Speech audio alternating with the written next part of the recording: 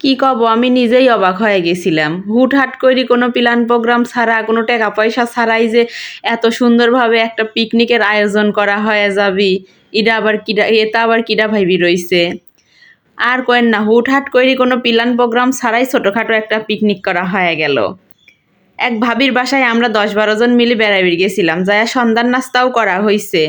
কইরি মইরি বাসায় চলে আসবো, ওই সময় ভাবি কয়া উঠতেছে যে এই আজকে সবগুলি থাকেন, খিচুড়ি রান্না করি খায় দেয়, তারপরে যায়েননি। ওমা, ভাবির কথা মুখের কথা মুখেই রইলো, আর এক ভাবি আবার কয়া উঠলো ঠিক আছে লেন সবগুলি মিলে আজকে সবজি খিচুড়ি রান্না করি, সবজি খিচুড়ির পিকনিক করি। যে কথা সেই কাম, খাড়ার উপর কথা কতি কতি সবগুলি রাজি হয়ে গেল। এখন টাকা পয়সা দিয়ে কোনো কথা হয় নাই, হয়েছে হইলো যার যার বাসায় যে যে সবজি আছে, ডাইল আছে, মশলা আছে, সেইগুলি নিয়ে আমরা সব একটা পিকনিক করি, খিচুড়ি রান্না করি সবগুলি মিলে।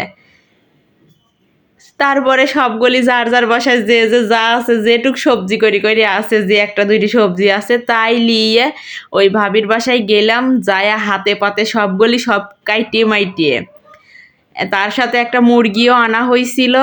তারপরে সব কাইটি ধুয়ে মুয়ে দুই ভাবিক লাগা দেওয়া হয়েছিল খিচুড়ি মাখাবির। এই রইল বগুড়ার ভাবি খিচুড়ি মাখাচ্ছে, আর ওই পাতিলেরটা মাখাচ্ছে হইলো কুড়িগ্রামের ভাবি।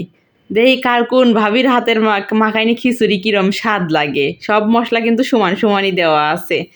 এই তো মাখাইনি টাকাইনি হয়ে গেল, নাদা বাড়াও হয়ে গেছে, তো সবগুলি কারণ খাইবির দেওয়া হয়েছে। আমাদের বাসায় আজকে পার্টি দিছি সবজি খিচুড়ির, মানুষে বলে খাওয়াই না, আজকে একেবারে পাতলা ঢেল ঢালা সবজি খিচুড়ি খাওয়াইতেছি।